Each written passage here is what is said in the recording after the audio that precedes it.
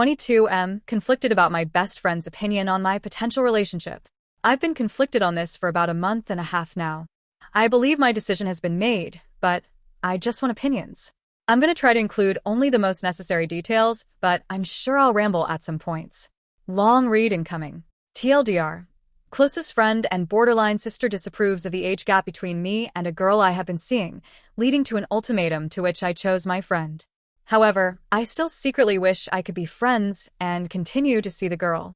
I, 22 have this friend who I'll call V, 21F.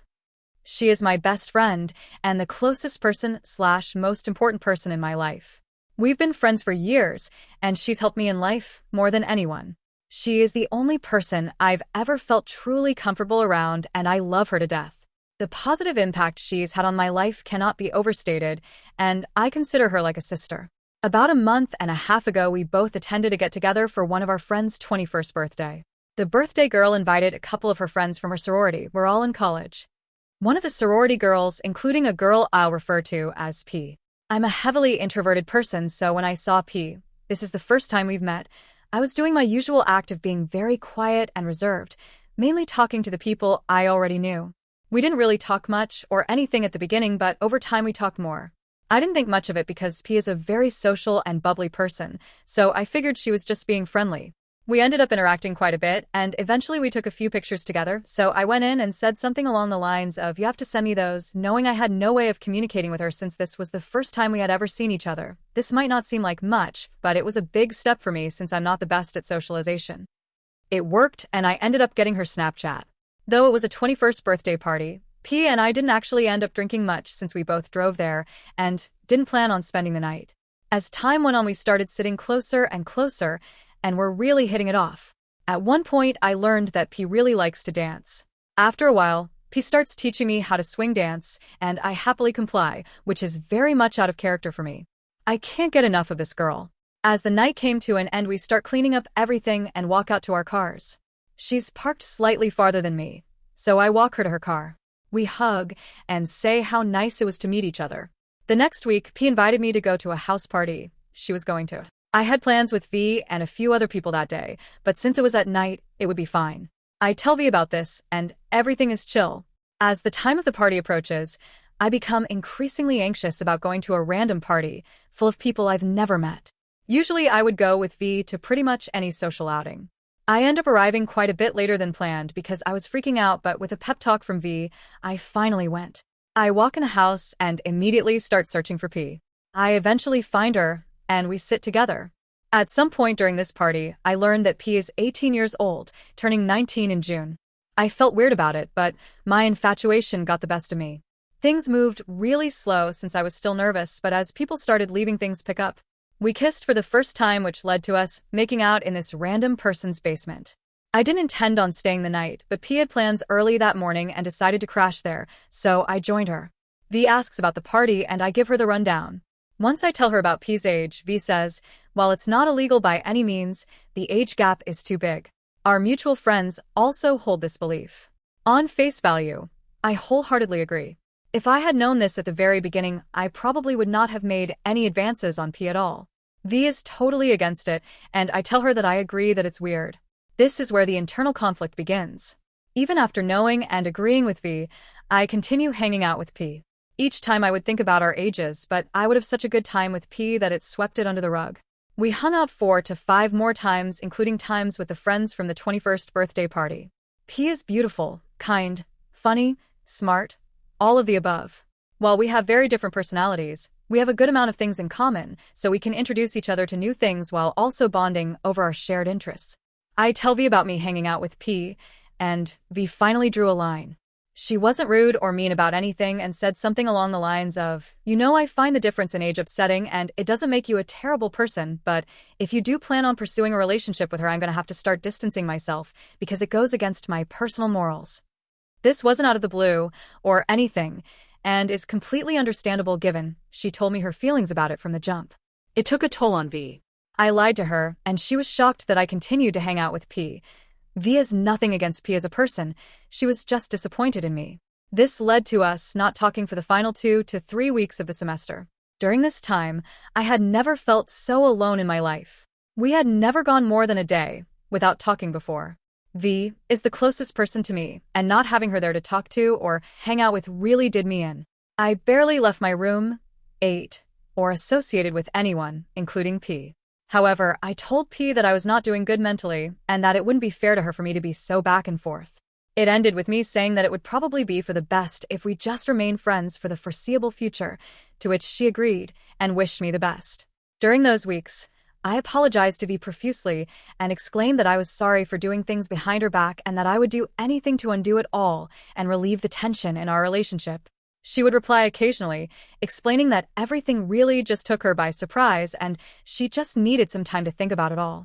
Our semester ended a few weeks ago, and all I've been able to think about is her and the situation of V's justifiable disapproval. Along with the main issue involving V, since P and I have mutual friends, the potential that things would be weird between everyone in the case that something happens between us also adds to everything.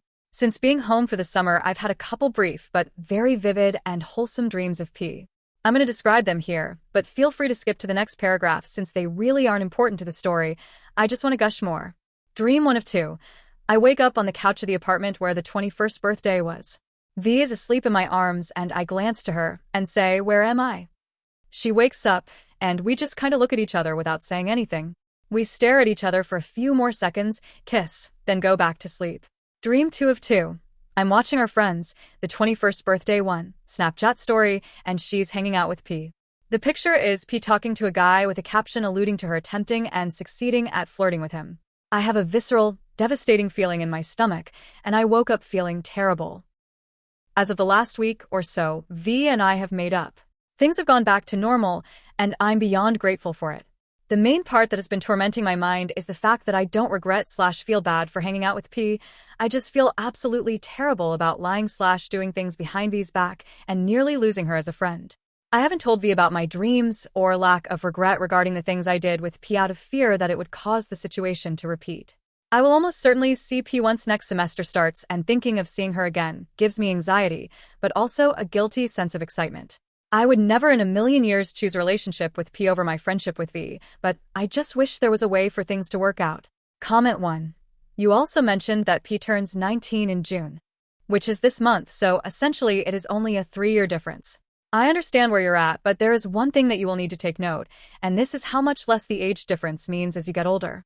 This will become very apparent quite literally within the next couple of years as well, and will only become more apparent. You're entering an age where you will start to see people based on their personality and position in life, regardless of their age. I have been on dates with girls who left school early and are already 3+ years into their own career at the age of 19, and also met 34 white women who have the same level of mental maturity as a 19-year-old. I personally think V needs to back down, and she is being emotionally immature about this situation. She needs to understand that if this girl makes you happy, you should pursue her, and she is clearly interested as well. She also needs to realize that you're not a creep for vibing with a girl 3 to 4 years younger than you, and that you are both adults. Although it might feel like a large age gap at this time, maybe she will also have a completely different opinion if you inflate both of your ages by 3 to 4 years. The biggest thing is where you and P are both in the stages of your lives. I myself have just turned 30 and have been dating a girl 5 years younger than me for around 1.5 years now, so my opinion might be a little biased here. Comment 2. V is tripping hard LMAO. It's a 3-year age difference. Most places with Romeo and Juliet laws allow an exception of up to 4 years for minors who are dating above their actual age. Y'all are all kids.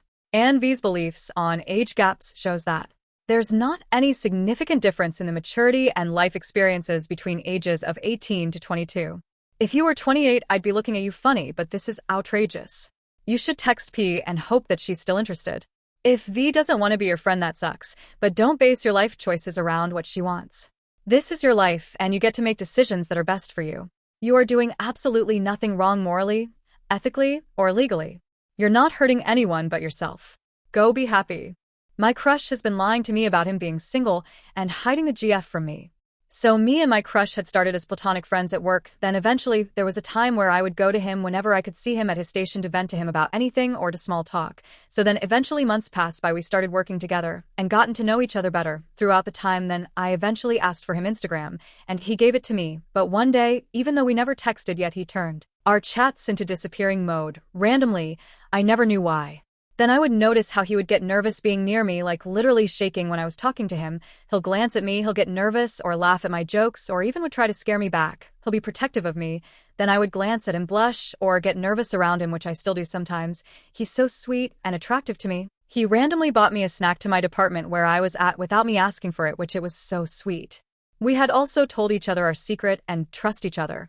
Here's the thing, he never mentioned any girls, or he always told me he's single, or does things alone/friends/family, but I had always thought he was single as he would tell me. But there's this night after work when I was giving him a bit of an edible after that he was on his phone. I accidentally saw his wallpaper of a girl on it, maybe his girlfriend or something. TLDR, but he covered it with all the notifications and his friends covered him with asking about the notifications comments. I honestly couldn't believe I saw that. I was upset, but the next day I asked him what song he was listening to and suddenly his wallpaper was just a regular blue iPhone wallpaper with a song on it. I never saw the wallpaper from the other night again with the girl on it. I do find him really connected to him, and I'm sure he might feel the same way for me. I want him so bad, I don't think he knows how bad I want him.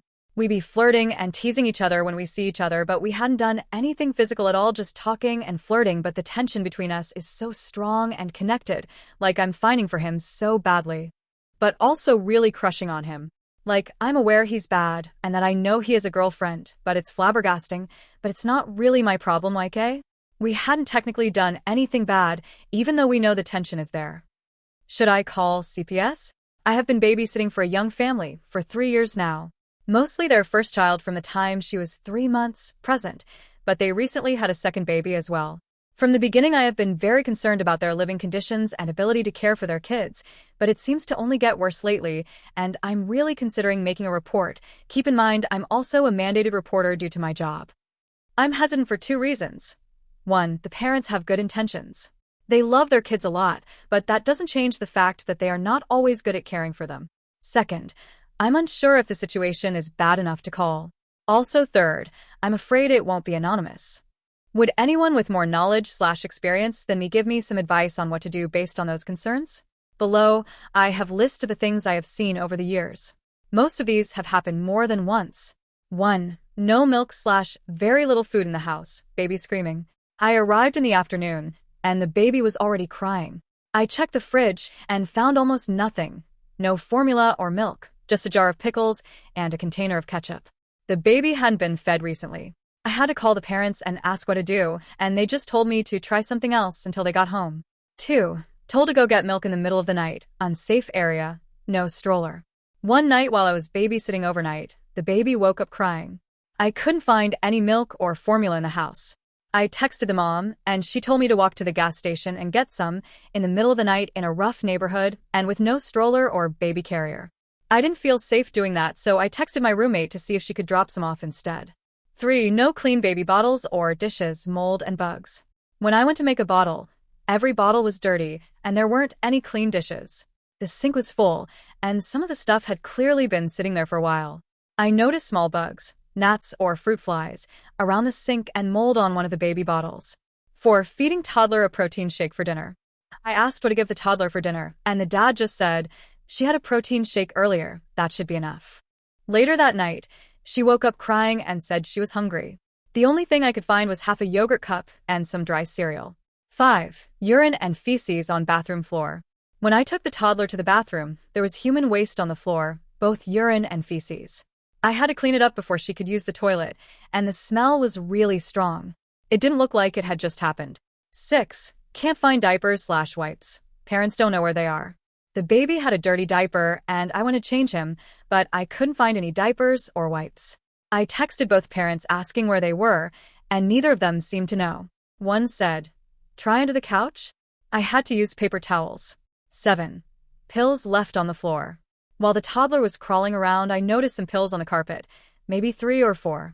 I couldn't tell what they were, but they looked like supplements or vitamins. I picked them up and put them on a shelf so the kids couldn't reach them.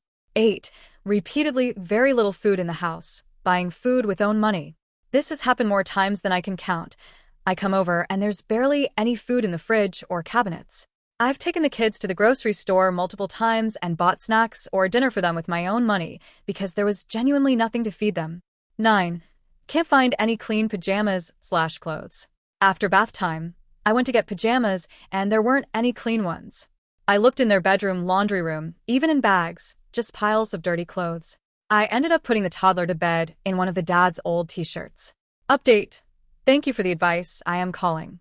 Please keep in mind I am a very new mandated reporter, so my hesitancy to report comes from just being new to this and unsure what to do, not a lack of concern for these kids or a lack of commitment to my obligation as a reporter. In fact, I now feel pretty guilty for not calling sooner, but I will call now as that is all I can control now.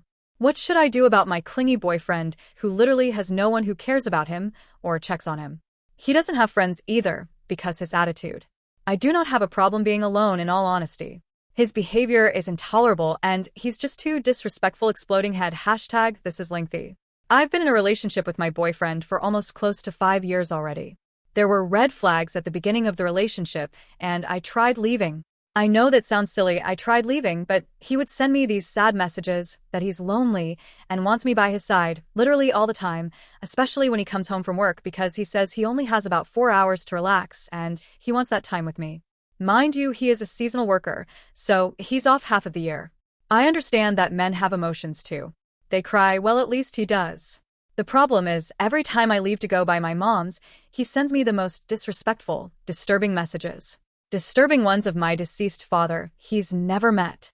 He always has an excuse to justify his nasty messages. I confronted him about the comments he said about my father's gravesite. I think he's a master manipulator. I know he has some sort of bipolar disorder, but he doesn't think he has any problem. He called me yelling at me saying, "Do you know why I said that about your father's grave? I said there's no justification as to why you should bring my deceased father into any argument we ever have." Of course, he will never admit he's wrong. He's always right. Everyone else is stupid. Literally everyone else is stupid to him. It's like I don't even know where to begin. There is so much to this long relationship that should have ended years ago.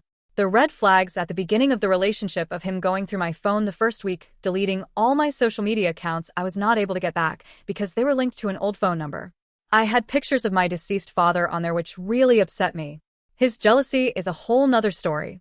Anyways, I'll make this as short as I can. I have some resentment towards him because a little over 2 years ago, I saved him twice from being homeless during his off-season because he decided that he was so good at poker, and poker is not gambling. It's a skill he's going to make a living out of it, blah, blah, blah, blah, blah.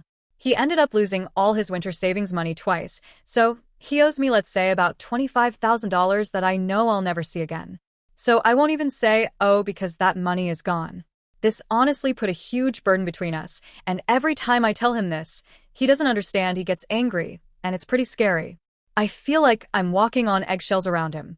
I'm not one to make any man or person feel any less of a person or compare them to anyone because I don't think that's right, and everyone's different in their own way, but he gets me so darn upset with the stuff he says that it makes me sink low, and I start low blowing him back, which brings out the worst to me, and I don't like that. Sorry, I know that I'm all over the place with this one, but I have a mother and siblings that care deeply about me and are always checking on me, and he doesn't have that. He tells me I could be found dead in my apartment and no one would know. He says to me I'm all he has, so every time he needs a favor, which is all the time, I'm the only one he has to call. Mind you, I'm trying to take care of my own mental illness, which he constantly mocks. I was never really super depressed until my father passed away and I hit rock bottom. I was my father's primary caregiver, so really all I want is to be free now because 20 years of my life was dedicated to taking care of my sick father, who I loved dearly and got along with so well. It was constant hospital appointments. Then he ended up getting a liver and kidney transplant in 2011, developed a fungal infection to his brain in 2013, and it was a stroke after stroke, and he became even more difficult to take care of. He passed away December 12th, 2020, probably 4 months after I met this man I've been trying to get away from. Now am I a bad person for leaving him when he is messaging me that he's sitting in his apartment alone depressed? What am I supposed to do when I'm depressed myself and then he just makes it worse? 2 years ago, when his little cat passed away at the age of 2, I couldn't be around him because he kept snapping at me every second of the day, all day. He even embarrassed me in the Walgreens one time because I was trying to crop a photo for his niece's lost cat. He yelled at me in front of like 7 people telling me, "You don't know what the heck you're doing. Just forget about it and let's get the hell out of here." It was so embarrassing. Everyone was looking at me like, what the heck? So anyways, I didn't leave until I cropped the picture perfect because I was scared. And then he was happy with it. So we went back to his apartment because I had to get my car to go home and do something, and I did not want to go back to his apartment because of that incident. I just didn't appreciate him humiliating me in front of a long line of people. So I stayed away from him for a good 2 months. He throws it in my face to this day. What a terrible person I am for leaving him during the time he desperately needed me when his cat died. I'm posting this now because I just got into another argument with him. Last night, I went to grab food when he came home from work, and I went to grab him some stuff from Walgreens, and I spent $100, and he was mad I took too long, so he started slamming all the cabinets. And then I went into another bedroom because he was in a bad mood, and I was having an anxiety attack from it. He's never laid his hands on me. Well, once, but he's always been verbally and emotionally abusive. I'm not saying I miss Little Perfect here. I admit my mistakes and my faults, but he never does never. When I walked out of the bedroom 2 hours later, I found the Chinese food I spent $40 on in the garbage. I opened up the freezer, and all the pop cans were still in there busted up. So I took them out and I put them in the kitchen sink, and I walked back into the bedroom, and I was pretty upset. He went to sleep early because he was mad. I took too long. I was gone for 45 minutes. He said, "What the heck were you doing for that long? Where were you? I don't believe you went there," and blah, blah, blah, blah, blah, blah. What were you doing, playing with your phone? Were you on social media for 1 hour sitting in the parking lot of Walgreens? Blah, blah, blah, blah, blah, woman face palming light skin tone. I feel so disrespected, but he is sending me messages saying I have absolutely no respect for him or his off time. He says he only has 4 hours to relax, and I'm always ruining his night, which I'm not. Or am I? I don't mean to throw the money thing in his face, but in all honesty, that's really, really killing me inside because I cleared out my bank account for him only to get messages saying I'm the worst girl he's ever been with. I'm the worst person on earth. I'm a terrible person. I have no respect for him or his feelings. I'm just an utter piece of shit. Now, that's just him talking to me nice. I can't handle him anymore, and that's why I leave when he's in a bad mood. This past winter, he had surgery on his chest because he tore his left chest muscle at the gym on the bench press. Of course, I was the one to take him to surgery, wait 8 hours, take him back and stay with him to take care of him for at least 1 month, which was OMG so rough because he literally had a sling on. He couldn't move because they took a huge part of his tendon from his thigh. Until he kicked me on my shin, and then kicked me out, yelling out of nowhere, "I'm so sick of stupid people. I'm so sick of people being so stupid that I literally have to walk them to the kitchen and tell them where to put a dirty cup." He is constantly complaining about everything, literally everything. He doesn't appreciate that he has 6 months off, and some people are busting but 9 to 5 plus and don't even get a day off. I'm just getting really tired of the guilt trips. I'm getting tired of the messages saying I will be the reason he commits suicide. He even sent me a video one time of him stepping over the 3rd floor of his balcony, and he sent the same video to his mom. He talks the same way to his mother, disrespecting her all the time. She doesn't say anything, of course. Am I supposed to be putting up with him? Because he tells me not to take it personal when he gets into these moods. I mean, how could I not take it personal? How could I sit there and take the abuse literally? Am I a bad person for wanting to grow mentally and regain the strength I used to have, and I cannot do it around him? Am I a bad person for ignoring his messages when he sends me stuff like suicide, suicide, suicide? I just know this is all a cry for attention. One day, he sent me a picture of him laying in a hospital bed smiling with a caption, "You are going to be the reason for my death, and one day you are going to be looking over my grave site, knowing that you are the cause of my death." When I'm away from him, the messages don't stop of how selfish I am to leave him there alone by himself when he's lonely and depressed. Which makes me question, should I be there during his rough times? It seems as if every day is a rough time for him. It's just gotten worse, and it's only getting worse because he is telling me that I wasted 5 years of his life. I told him I didn't waste 5 years of your life. This could have ended years ago, but you constantly tried getting me back.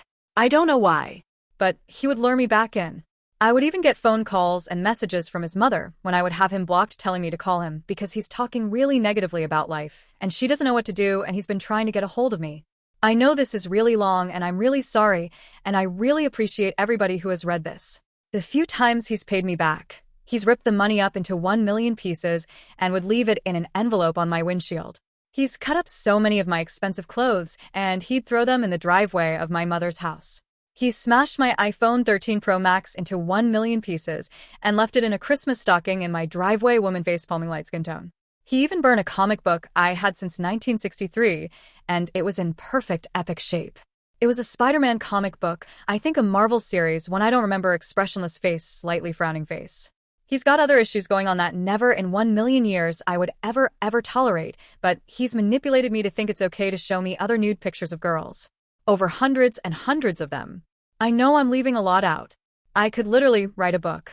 So, am I really a bad person for not wanting to be around him when he's lonely and depressed alone in his apartment with his 2 cats? I just can't take the disrespect anymore. Especially after last night when I found the Chinese food in the garbage. This is a man I emptied my damn bank account for. But aside from all of that, when someone is lonely and depressed, and I am also suffering with depression and anxiety, should I be around them when they're in such a bad mood just because they want me there? He tries to make fun of my physical appearance, but that doesn't get to me. Doesn't get to me at all. It just upsets me that he says I'm the most selfish individual on earth. I'm the biggest piece of shit on earth. I'm the worst girl he's ever been with after telling me every girl he's been with was all about money and his last girlfriend would only call him when he got paid. But I'm the bad guy? Am I really?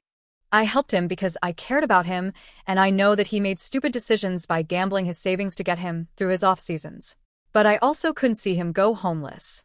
He said when I have a GF, I expect her to be with me every day. Well, why wasn't his last one the one who would call him when he got paid? I feel like I've been suckered, but he's making me feel so darn guilty for not being next to him on his lonely days. I feel like his punching bag. At the same time, right now I'm picturing him sitting alone, and I'm feeling really awful. Should I be feeling so bad? I told him if his mood swings weren't so terrible, I would be sitting next to him. He says it's for my neck pain. I'm sick of always feeling sorry for everyone and guilty inside. I'd rather shave my hair bald than having kids after what I've been through and seen. Long story short, I am a first child out of like 9 siblings, counting step-siblings, diff mom and dad, or vice versa. My dad is irritating me because I'm in my early 20s, right? And he keeps trying to tell me to have kids young. And he also keeps trying to tell my other little sister who is 18 about, yeah, you'll have kids when you're 23. And all the older siblings, we all don't want kids, and we've discussed how annoying our father keeps trying to convince us to have kids is, when that's not what we want. My father regrets having kids, and he clearly shows it, saying about how he never got to actually live, and how if he could turn it back he'd only have kids with one person, and my stepmom is another story. She complains constantly about how she never got to do anything for herself, and most her life has been about her family, and she should have chosen herself. And on top of that, I have to help bring my mother, green card visa, to the USA along with my 3 siblings, and they're going to stay me temporarily once I live alone. I do not want to have kids. That thought have never once crossed my mind. And I'd see if I will get told by people I know on real life, oh, you'll be alone when you're older and elder. When someone passes away, only you go. Also, I never asked to be here. I was an unplanned pregnancy. So why do certain people in my life feel this obligation of telling me what to do with my life just because they feel like, okay, we didn't live how we want, so you shouldn't either? I never asked to be here. The thought of having a kid has never crossed my mind. I'm only here to live, help others, and move on. Especially my mom back home. She has been through so much. It's all so emotionally and mentally draining. Yes, I will help her temporarily, but it's like I'm cleaning up someone else's past life. I can't wait to just be away from my father, live alone, and live a nice child-free life, traveling, meeting new friends, going to concerts. That's the real joy that I personally find in life, and I believe my past trauma has messed me up so much I don't want kids, and I believe I'm here not to have kids. I love living life for me, not for anyone else. And I will admit I'm selfish. I've spent most of my life around family and siblings, and then it'll happen again once I bring my mother here to live me temporarily. And you know the most annoying thing and the most hurtful, the dysfunctional family dynamic I grew up with, away from my mother, then father went and found a new family but occasionally visits, and so much distrust in the family and favoritism. And the number one thing, the existential loneliness I've always felt ever since moving abroad just with my dad and stepmom, and then feeling like I've navigated most of my life alone too. I don't believe I was meant to be a mother in all honesty. My life has had so many phases. I am the most happiest alone, and I am being completely honest, I am also the most happiest when I travel and go to concerts and learning.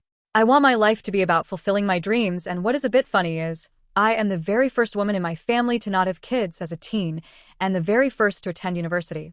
I will be the change, but I also still respect others for their own choice. That's all. Is this weird, or should I not overthink this?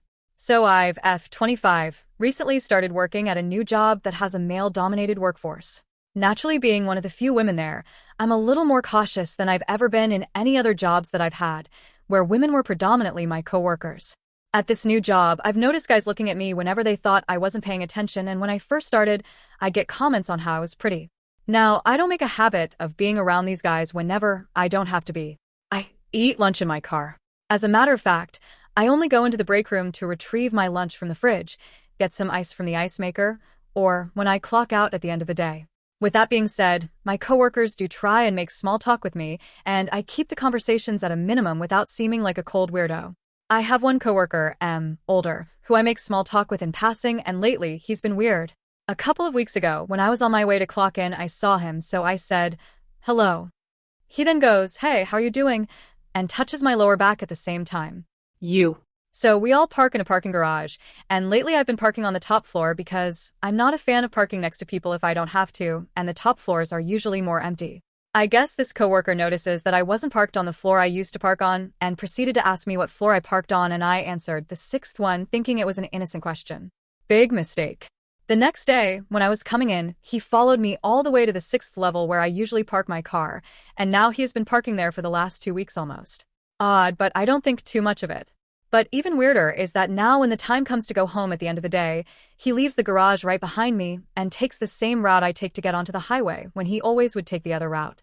Now, upon overhearing conversations that my other coworkers have had, most of them live on the same side of the city that I live. So, I'm assuming this coworker does too, and that's why he's going towards the same direction on the highway. Usually, I'd leave the parking garage a little later than my coworkers and let them get ahead so I wouldn't have to worry about them, even knowing what exit I get off at. But with this coworker, I've had to get off 3 exits before where I was supposed to. Whenever I notice that he's still behind me on the highway, I try to create as much distance as I can by weaving through traffic, and he keeps driving to wherever he lives. And then boom, about 2 days ago, he says something along the lines of, "I think I'm going to get off in your neighborhood today on 4A and get me some food over there." 4A is not actually my exit, but it's the exit I get off on whenever I notice him behind me, and right when you get off of it, you're in a neighborhood pretty much. Mind you, there are no restaurants in the immediate area. He actually thinks I live there, which is good, but I also find it weird that he remembers my exit. When it was time to go home that day, I got off on an earlier exit, and he actually mentioned it when he saw me the next day. I just told him, "Oh, I had an errand to run," but in reality, I was avoiding the possibility that he would follow me off of my fake exit and then follow me home. So you tell me, is this guy a weirdo? Or am I overthinking this? How good of friends we are. Well, we even share GFS. The story starts like this. 5 years ago, I had this group of 3 friends. One of them and I started working at a local shop together, and during our time there, we met a girl. I say we met because she was introduced to both of us on the same day. I remember telling my friend that I thought she was attractive, but that I wouldn't do anything like flirt with her, or anything. I'm not that kind of guy. Months went by working there, and our interaction with this girl started to grow. The 3 of us hung out often like a friend group, going out or doing stuff together. One day I had to leave the job because of family issues, and I didn't hear from her again until about 2 months later, when she messaged me out of nowhere. That's when I found out she had been hooking up with my friend. She told me she felt comfortable with him, but also that he was kind of weird. She didn't know he had a girlfriend at the time. They had been together for 3 years. I just waited for her to eventually find out. I remember thinking something like, well, maybe something could happen between us, since she's okay with casual stuff. So, I started seeing her. At first it was honestly kind of boring. She would talk about random stuff I didn't really care about, and I just tried to act interested. I'm not very good at conversations, so we were usually doing something like watching a movie or whatever. One day, while watching The Office, things happened the way I had in mind. I remember going home thinking, God, I hope she doesn't ask for a relationship now. And, of course, that's exactly what happened. I had a history of bad relationships. I hadn't been in one for 3 years, but something inside me made me say yes this time. She wasn't bad looking, not boring either. That was just me. We started dating, and not long after, the friend who had worked with me and who had been with her stopped talking to me. Which was weird because he used to come to my place all the time or send messages to play Dark Souls or just hang out online. Months later, I noticed I wasn't even part of his social media anymore. He had removed me from everything. But I kinda understood why. Maybe he felt grossed out or mad. That's where the third friend comes in. The one I mentioned at the start. This guy was a mutual friend between me and the one I'll call Matt, not his real name. Matt would constantly ask me why I stopped talking to that other friend. Every time he got the chance, he'd say things like, "Don't forget all the things you guys have been through. You can't just stop talking to him over a girl." And little by little, he started planting that thought in my head. Time went by, and by then I had been in that relationship for about 1 year and 8 months. One day, after a few beers and with the new car I had just bought, I decided with Matt to go look for that friend at his house. No heads up, no texts. I just showed up at his door and said, "Get in." It was a weird day. We talked kind of awkwardly about why we had stopped hanging out. We bought more beers and ended up having a pretty fun night. After that, we started hanging out more like before, me, Matt, and the other friend. Here's the problem. All three of us were addicted to a certain drug. We were feeding each other's addiction. I started skipping work just to get high with them, or wasting days just drinking until we passed out in public. Honestly, it was exhausting and my personal life was falling apart. I lost my job shortly after, and with that, the place I was staying at too. But I kept hanging out with them. My girlfriend left me around that time, and that's when the thing that's been on my mind ever since happened. That same month after the breakup, a friend of mine introduced me to a girl I used to know back in high school. We had flirted back then, but hadn't talked in years. My friend brought her to a party, where Matt and the other friend were also there. I was fresh out of the relationship, but still had that curiosity about this girl, so I asked my friend if she was single. She said something like, "If you want to be with her, you need to make Matt notice me." Now it all made sense. My friend wanted to sleep with Matt, but didn't want to be too obvious, so she brought someone she knew I had history with, hoping to create some weird sexual tension. I remember Matt didn't seem too into that girl. Maybe she just wasn't his type. Whenever I invited him to my place and told him she'd be there, he'd always make excuses. One day, Matt showed up drunk and asked me to call my friend and let him use my room to be alone with her while I hung out with the girl my friend had brought. I said okay, and that was that. Weeks went by, and I didn't get any messages from Matt, which was strange. He usually hit me up asking if I had stuff to use or needed help with something, but now 2 weeks had passed and nothing. I started to worry. Then one day, over a month later, he just showed up at my place like nothing had happened. He asked if he could come in and said someone was following him or something. I let him in, he sat down and we talked. He started asking about my ex, like what happened, what caused the breakup, and all kinds of weirdly specific stuff. It confused me even more. Before he left, I joked, "If you're gonna date my ex, be careful. She's kinda crazy." And he said, "I'd never do something like that to you." Months passed, and I stopped checking in on those friends. My grandfather passed away, and I think that pushed me to try and get clean. I cut contact with everyone and started fresh. A few weeks ago, I logged into Facebook again and did what felt normal, looked up Matt and the other friend. That's when I found out Matt is now in a relationship with my ex. And I don't know how to feel about it, especially with people around me making comments like, "Wow, you guys are such good friends, you even share girlfriends." A woman on the cusp of 50. This is super long, but I hope worth it for you. I am now 49, 3 months from 50. I struggled as the fat kid. I thought I was a toad who only wanted to be normal because all the kids either picked on me or shunned me. When I was a teenager, I went from a size 13 to a 8, and all I wanted to be was be appreciated like the girl next door. By the time I was 17, I was in a relationship with a narcissist who got me pregnant and disavowed the pregnancy. I was anorexic and bulimic, trying to make myself desirable again. I was literally down to a skeleton and still thought I was fat and ugly. He never helped. I got out with only the clothes on my back. Just when I thought I was starting anew, at a healthy 128#S, and beginning to heal from my trauma, I got pregnant at 20, and of course postpartum kicked in when my child was 10 months old. I didn't know what was going on. I didn't want to go anywhere, see anyone, or do anything. I had no idea what BDD was. I just knew that I didn't feel right. I would go in public and see any really large woman at the grocery store and think I looked just like her. At 35 and a healthy 145 as I got sick in 2011 and almost died. I had to reteach myself to eat from scratch. You'd assume that I'd lose weight, but I ballooned to 175. For months later, someone finally saw me for me. It was like a light flickered for the first time.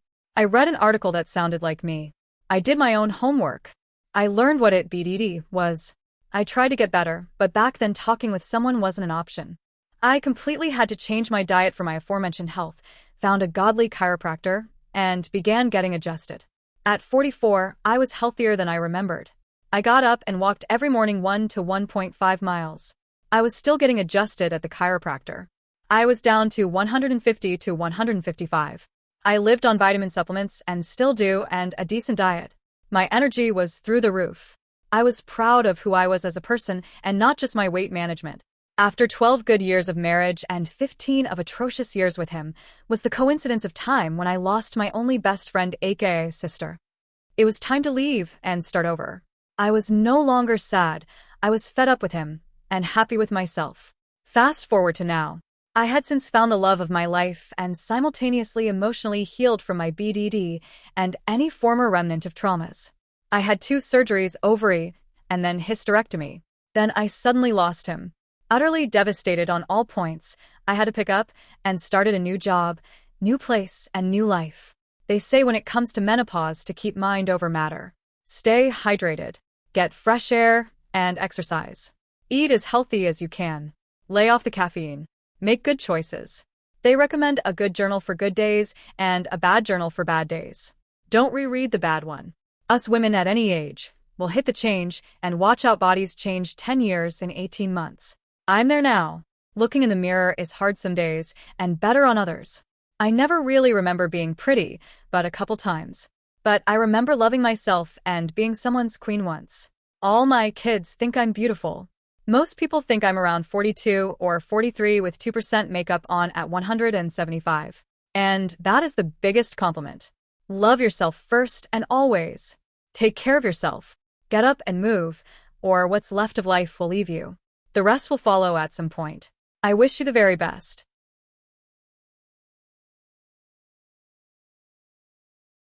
I don't know how to move on from my ex-boyfriend. Drama.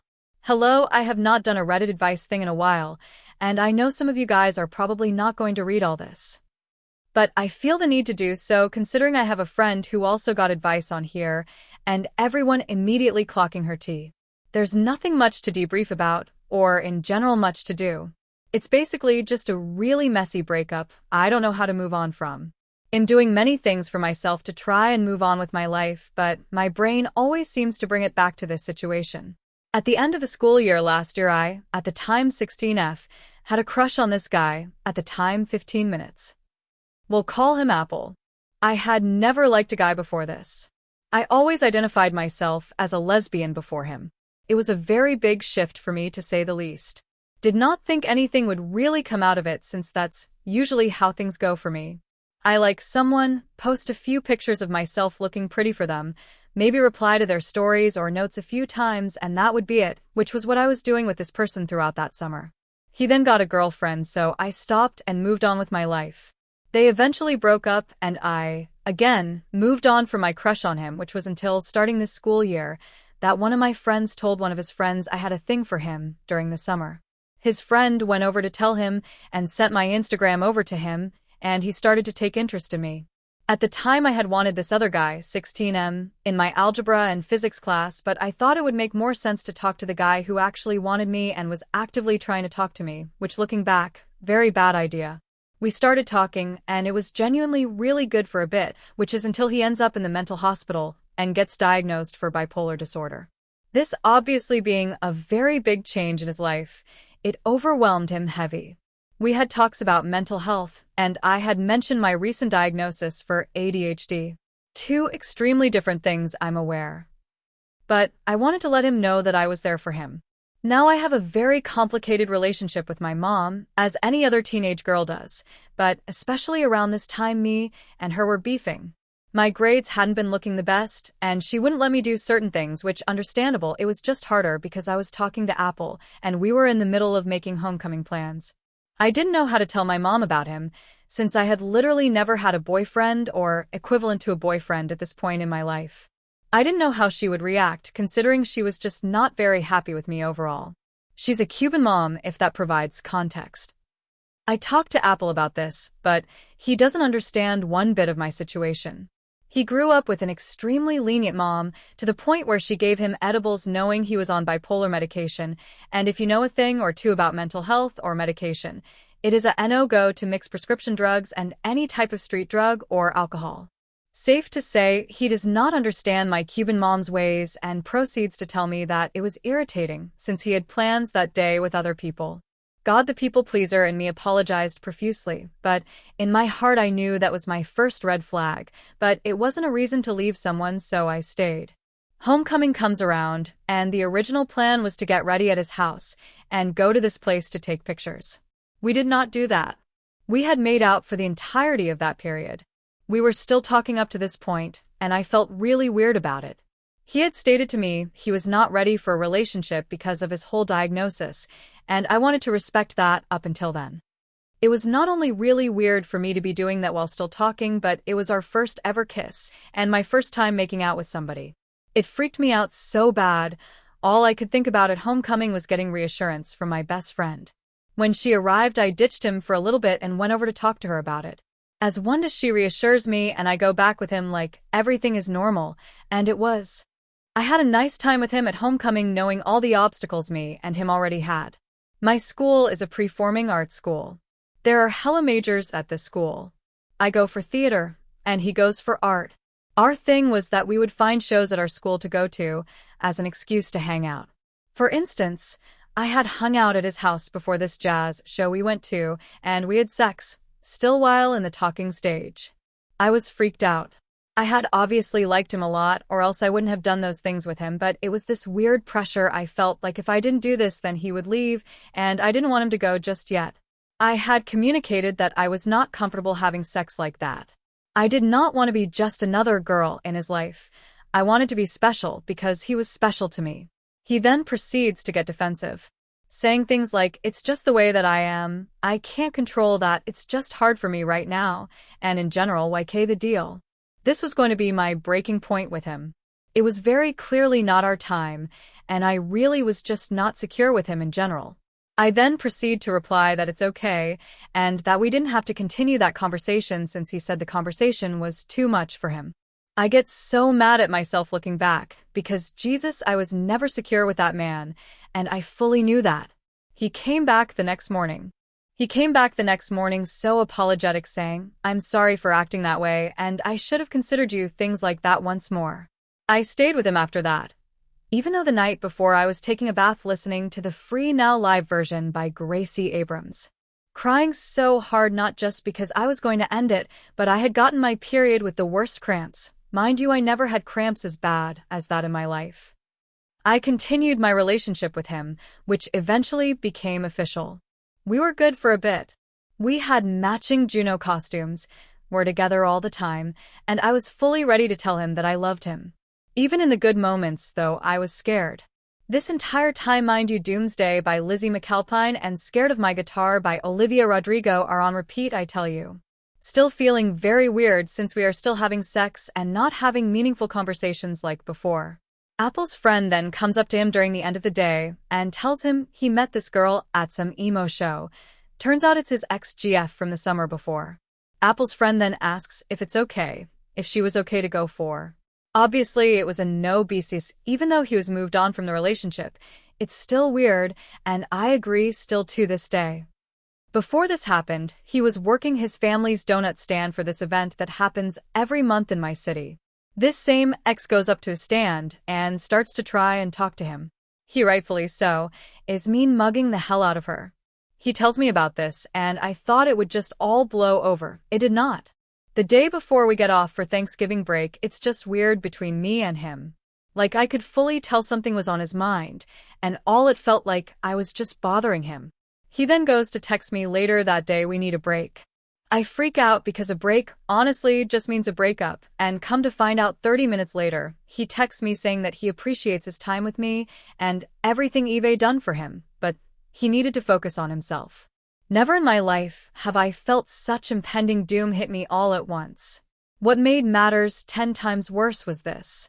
We both had each other's Instagram accounts. I would get his notifications, he would get mine. Right after he broke up with me saying all this, I saw his ex-girlfriend had followed him. I have never felt that type of anger in my life. Me being me, I screenshot the notification and say, "Hey, not to be crazy ex-girlfriend, but hello," and proceeded to say that it's really going to hurt me if I find out that he's with her 2 weeks from now, especially after he said needed to focus on himself. He then tells me that her following him was just really bad timing and that they talked out their beef after we had broken up, which his story was already messed up knowing she followed him right after we officially broke up, but I let it slide because I just didn't want to talk to him anymore. It was so bad the next day, I rearranged my room and tried to get it redecorated so it wouldn't look like the same room we had sex in. It got so bad I couldn't listen to regular music and had to pull up the High School Musical soundtrack so I wouldn't sob on my floor. I'm telling you this is not something I wish on my worst enemy, and my worst enemy right now is Apple. He then goes to text me, "Hey, how are you doing? Boy, you have me listening to the High School Musical soundtrack on full blast in my home while we're decorating the room we had sex in. What do you think?"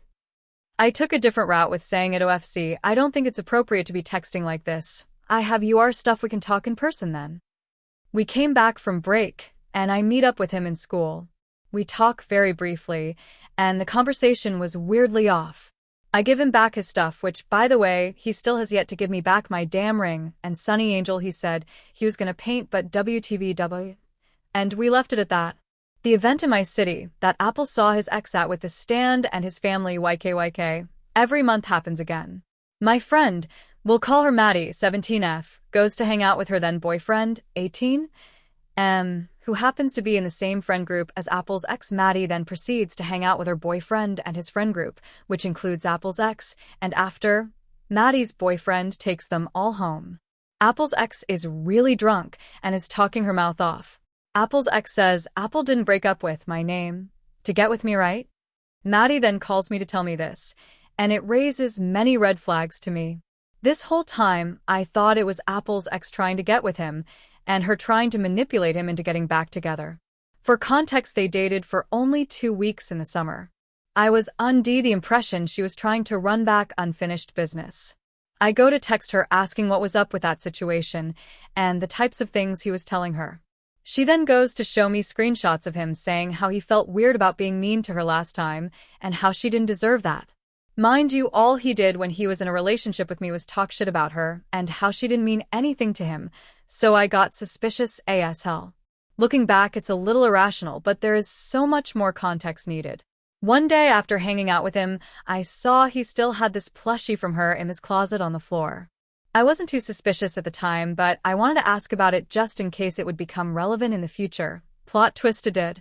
He then says he forgot it was even there, how he would donate it soon, and, again, the relationship didn't mean anything. Apple's ex then shows me a screenshot of him texting her a picture of this plushie saying, "Oh haha, look what I found." It was weird. All of it was weird. I let it be for a little bit after that. I tell Apple's ex to give me updates if he keeps bombarding her with texts, in her words. I have no idea why this was the kicker for me, but holy mother of God, it was infuriating to me when she had sent me a screenshot of him asking her to play Roblox. Not only did I find out this, but I found out in the 30-minute break me and him had, he had that whole conversation with her, and soon after broke up with me. One crashed. Out. I definitely could have kept my chill act going, but oh my God, I have never felt such anger in my life before. I whip out an entire message saying, "I do not respect you. Utilize your therapy. You have hurt me so badly. You need to learn to be alone. You said you wanted a friendship with me down the line, but this is not how you start a friendship." Essentially, just coming from a place of absolute anger. He apologizes, but this is something he said that stuck with me that I will genuinely never forget. I was waiting to be in a relationship with her. In the short paragraph he sent me, those were the words in bright gold for me. My heart was aching. All I could do was reply, "Wow," which he then proceeds to be apologetic, but I just couldn't. I was so done. He then goes to text his ex spamming her saying, "Please can we talk? I have really bad stress management skills, it would help to talk." Next thing I know, he ends up back in the hospital. One feel. Awful. The feeling I had that day is genuinely indescribable. The week following, I am just in disbelief and distraught of what happened. Me and Apple's ex kind of start to become friends in a way, and the topic of our past relationships came up. I was talking about my homoerotic friendship from 7th grade. She was talking about her ex who she dated for 2 years. Naturally, the conversation led to Apple. She recalls a time where she was sleeping over at his house and talks about a conversation they had. She, in her words, does not mess with that freak shit, and she told him that straight up, yet that same night they had done sexual things. She told me after she went to the bathroom and just cried there the rest of the night freaking out. I related that to myself in a way. Even in the month we were together, we would have sex, and I would just feel weird about it. In the moment I would like it, but afterwards I just felt so discarded and used, like that was my only use to him. After we would have sex, there was no reassurance or anything, so I assumed talking about the sex after would help, but it was just nothing. And I would notice he would get distant after too. It made me feel dirty. I talked about this with 3 of my best friends. One friend raised the idea of dubious consent, which is essentially peer pressure when it comes to sex. I have a conversation with my other best friend on the bus about this, and explain the story of what Apple's ex told me to her. Next thing we know, we're talking about the difference from that to rape. One of Apple's friends overhears and thinks that I'm talking about Apple raping me, and once he gets out of the hospital, he gets really angry at me. Rightfully so, I will not lie. We have this huge conversation about what was said on that bus, and I am extremely apologetic about it all.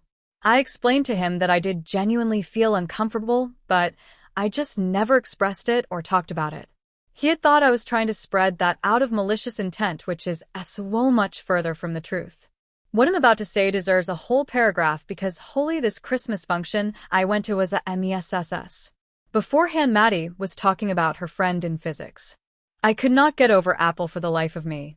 Me and Maddie had the idea to have her friend as a rebound for me since he was going to show up to our friend's Christmas party. It was a set plan. I was going to show up, make out with him, and that would be it. It only became more messier because Maddie had told me an hour before that Apple was going to be there. This already messed up my mood, but I was not going to let that stop me, and I did not. I proceeded to get drunk and make out with him right in front of Apple. Not even just in front of Apple, but in front of everybody, including my best friend who screamed, "EWWW." I left that party feeling weird. I went from being a lesbian to making out with 2 guys and a body. The guy I made out with is not even someone I liked very much too. Me and him went on one date, but it was really that. I never got too serious with him because for one, he is KNOWNN to hoe around, and he's hella just not for me. I keep him as a friend to this day because it really was never that serious and I just felt bad about the whole talking stage with that guy in general.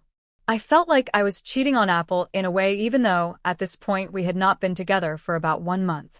Either way, I just felt stupidly awful. Texting his ex-GF, rape allegations, making out with a guy in front of him, the agony in my stomach, I feel TT. I break it off with Christmas party guy and go apologize to Apple, saying things like, "I'm sorry for everything. I care about you and am treating you like I don't," and he comes back just as apologetic. He didn't really know what to say, so he asks to meet in person, and I agree. We hash it out in person, and all is well. I'm lying. My first mistake with that whole conversation was telling him that I loved him for the first time. After we are broken up, I didn't do it for the intent of what I'm going to tell you. I did it with the intent of letting him know I care and love him, and if he were to ever need anything, I would be there for him. We go off our separate ways that day, and he then goes to text me how I felt about our conversation that day. I say what Eve said before. I just wanted to let him know that I care. How he will always be somewhere in my heart. He's then hinting at something and I get sick of it and ask if he's hinting at something. He then tells me I do want a relationship again. During this time, I felt very vulnerable. I have been a hopeless romantic for as long as I could remember. Writing a song for this girl in kindergarten. It was just a bunch of scribbles, but still, watching The Office and yearning for a relationship like Jim and Pam's, that type of hopeless romantic.